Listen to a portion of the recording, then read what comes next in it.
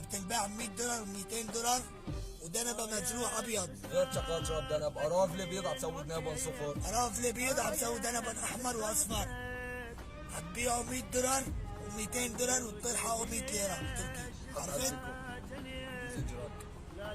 يروح حطيت انتيكو.